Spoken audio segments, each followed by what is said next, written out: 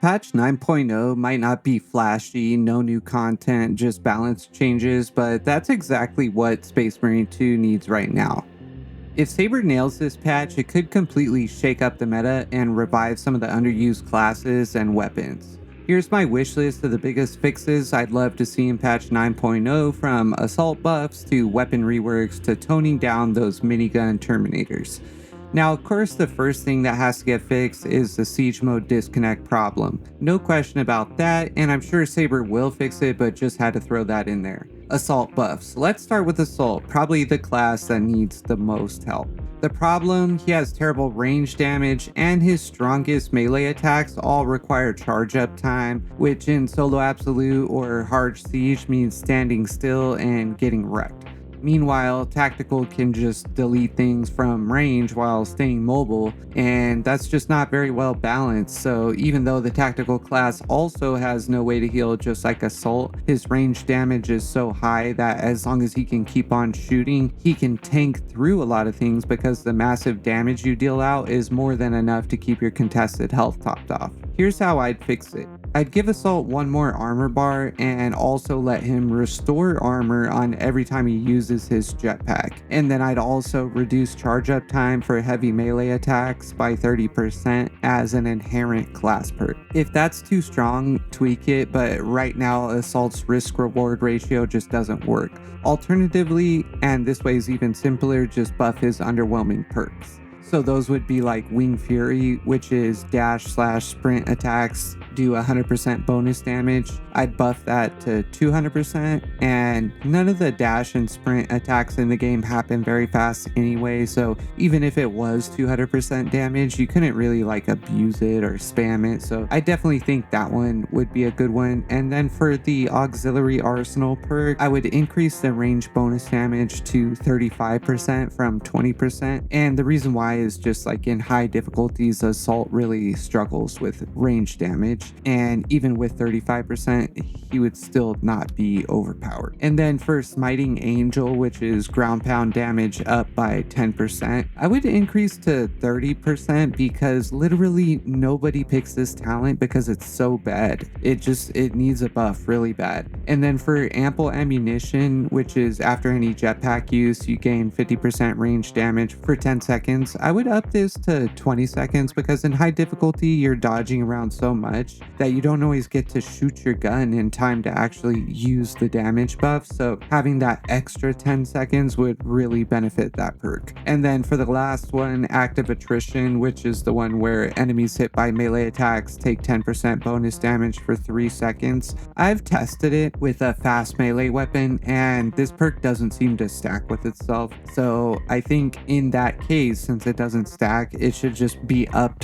to 20% bonus for 10 seconds, and then it would actually be usable because right now nobody uses this one. And then for the balanced class weapons, these need a rework, and right now balanced weapons should reward skill, but right now they just feel worse than block and they don't have any payoff. Balanced class weapons feel harder to parry with, and they don't have a substantial enough reward to make it worth it. So to fix balanced weapons, I'd either just buff up their raw speed and damage stats, or I would rework the parries where if you hit 2 or 3 perfect parries without messing up in between, you get like a mini explosion on your next parry. Not on your next hit like block, but on your next parry, and that explosion wouldn't give you armor back, but it would just do like bonus damage. And I think that would be easy for the developers to implement because the explosion mechanic is already worked into the game with block weapons, and they could just like change around the values a little bit. I'm sure it's not that actually easy, but probably easier than starting from scratch.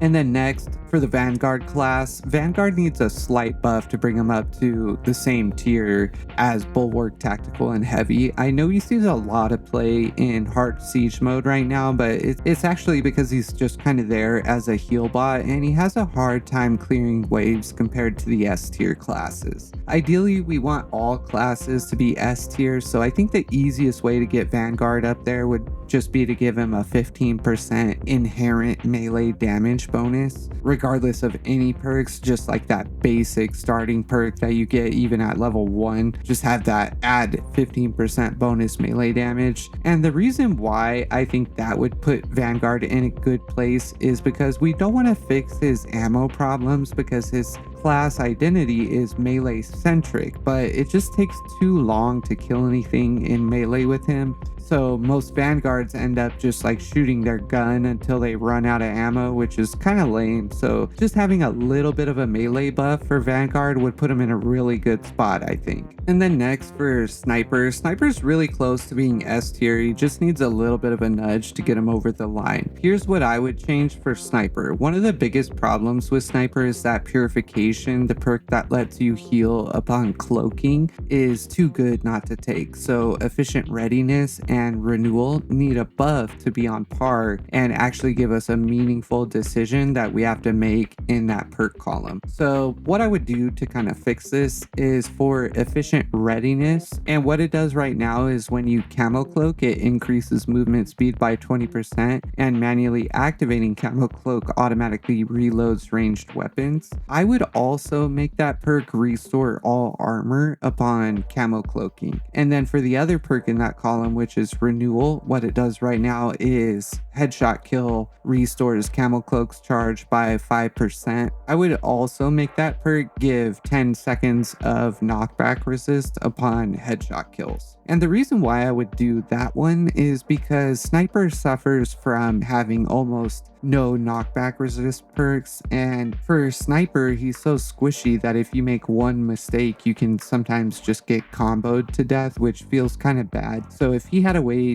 to at least have an option to get a little bit more knockback resist, I think that would put him in a really good spot. And then for Sniper signature perk, I think 2 of the signature perks are already in a pretty good place. But for Evasion, what that does right now is after a perfectly timed dodge, camo cloak automatically activates without spending a charge for 5 seconds. I would go ahead and add 10% headshot damage bonus on that. And then also if you take that perk, you should get a 30% increased dodge window, which makes sense because the whole perk is centered around dodging, and 30% is not really overpowered. So if you just got a flat 30% dodge window bonus, I think that would be kind of cool. And then also that mechanic is already built into the game because some other classes have perks that increase the dodge window, so I don't think that would be too difficult to implement for the developers. And then last for the Sniper is just buffing the bolt sniper rifle a tiny bit. It's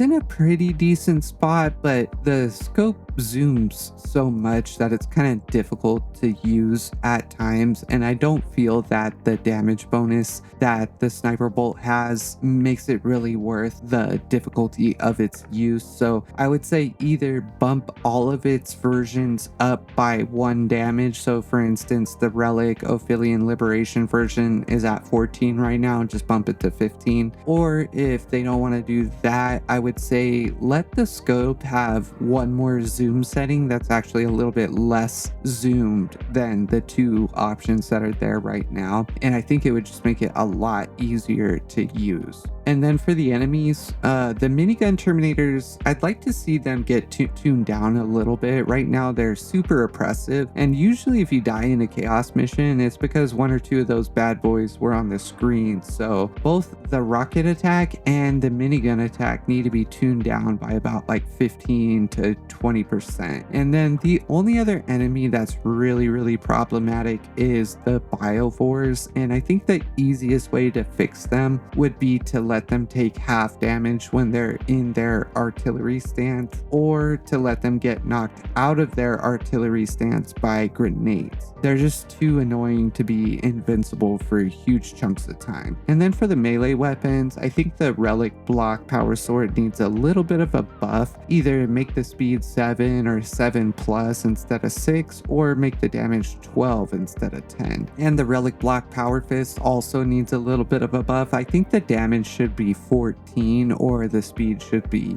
7. And then for the Fencing Power Fist for the Relic version, I think that also could use a little bit of a buff, maybe get the speed bumped up up from like 7 to 8. I know it's not supposed to do like big damage because it's a fencing version, but it would be cool if it was like a little bit faster or something. And then lastly, for the balanced relic chainsword, I think that could use a little bit of a buff too. If they end up reworking the way balanced parries work, maybe the stats don't need to change, but if they don't, I would maybe change the speed on it from 1 all the way up to like 5 or 6, and then it would be in a pretty interesting spot. People might actually want to use that one. If Saber hits on some interesting balance changes in patch 9.0, I think the game's going to feel a lot fresher and way more fun. A lot of these weapons and classes haven't had any love in a while, and now's the perfect time to shake things up. If you like the breakdown, drop a like on it so more people see it, and if you're into deep Space Marine balance discussions, hit that sub button.